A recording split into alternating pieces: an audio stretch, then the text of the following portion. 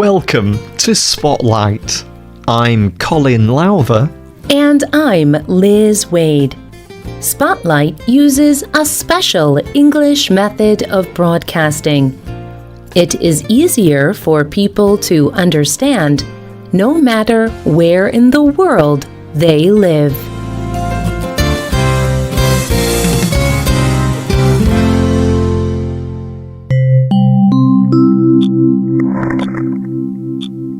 A man and a woman are in bed. The man is sleeping. He went to sleep as soon as he got into bed. He snores loudly.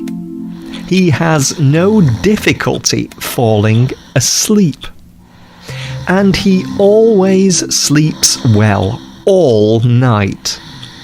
The woman lies next to him, but she is not sleeping. She feels tired, but she cannot sleep. She lies on her back. She turns and lies on her side. Then she turns to her other side. Still, she cannot sleep. And still, he sleeps and snores. He always sleeps well at night, and she always finds it difficult to go to sleep. Many people experience problems with sleep. Some people find it difficult to go to sleep.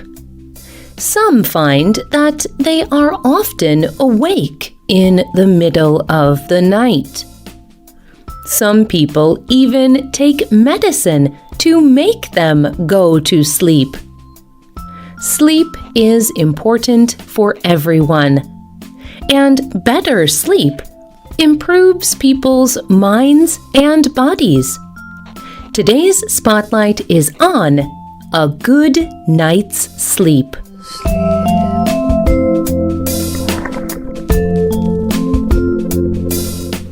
All humans have a basic need to sleep, and we normally sleep at night.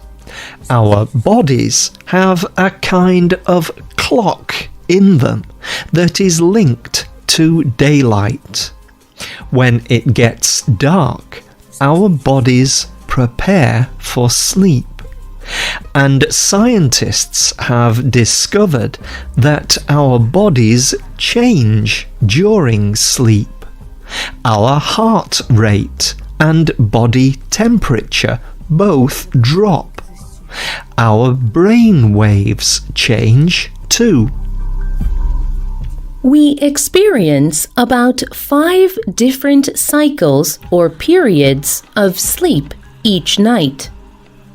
Each cycle lasts about an hour and a half. In each sleep cycle, we experience different sorts of sleep. Non-REM and REM are the main sorts of sleep. REM stands for rapid eye movement. In non-REM sleep, our eyes do not move much.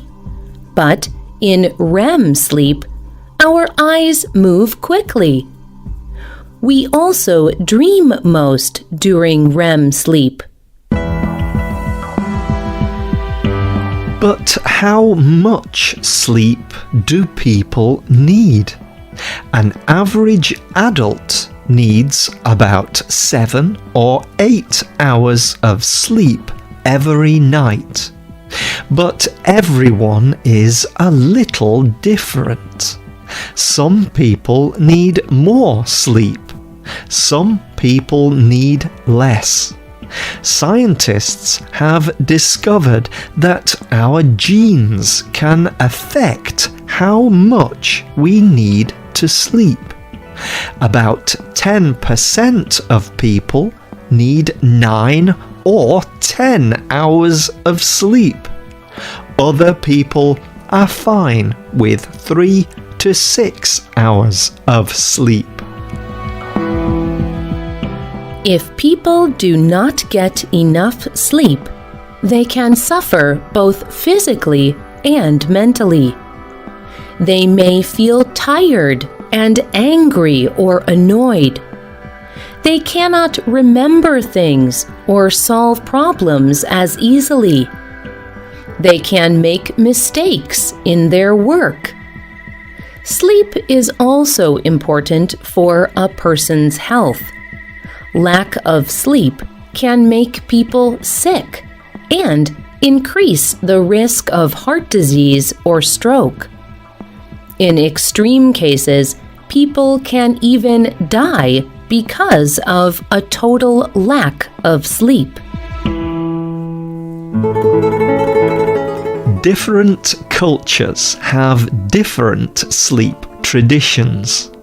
In some cultures, it is normal to sleep alone or with a husband or wife. But in other cultures, people sleep with their family or even in big social or community groups. In Spain, people have a tradition of a siesta or short sleep in the afternoon. People in Egypt also have an afternoon sleep called ta'asila. Some tribes in Botswana and Zaire sleep when they feel like it, at any time of the day or night. People who live in Japan sleep less at night than people in many other countries. But the Japanese have developed a tradition of sleeping at work. They take very short sleeps or naps called inemuri.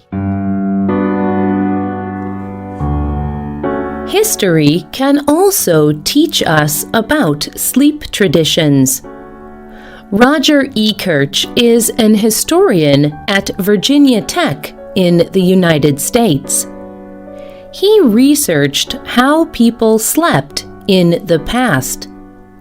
He examined hundreds of old documents, and he discovered that people used to sleep in a different way from most people today. In the past, people slept in 2 separate periods during the night. They called the 2 periods of sleep first sleep and second sleep. Between these 2 sleeps, they were awake for 1 or 2 hours. Ekirch believes that this way of sleeping started to change when people began using street lights and lights in homes. Lights caused people to stay up late. They no longer had time for 2 sleeps. People forgot about first sleep and second sleep, but some people still have a period of being awake in the middle of the night. They can think that they have a sleep problem. But experts like Ekirch think that this may just be a natural way to sleep. Ekirch told the Huffington Post, "People who suffer from middle-of-the-night sleeplessness should understand something. Seen from history, their sleep may well be completely normal." So it may be frustrating, but if you wake in the night, you may not have a sleep problem. You may just sleep more like your ancestors. there are many other common sleep problems. Experts say that there are many reasons for poor sleep, but they also advise how to create good conditions for sleep. They say you should make sure that the place where you are sleeping is dark. Melatonin is a chemical produced by the body. This chemical helps control sleep. Melatonin reacts with light. That is why people find it much harder to go to sleep in a light room. The blue light from modern technology is a particular problem. Professor Charles Czeisler of Harvard told the BBC, "Light most powerfully influences your body clock. Being near light, especially short wavelength bluish light at night, will reset our body clock to a later hour. This will delay the release of the sleep-encouraging chemical melatonin. This will make it more difficult for us to get up in the morning." Experts also say you should make sure that where you sleep is not too hot or cold. Your body has a natural drop in temperature when you go to sleep. So if you move from a warm room to a cool room to sleep, you will help that natural process. You should prepare for bedtime and create a calm atmosphere. With a good night's sleep, you can have a good day.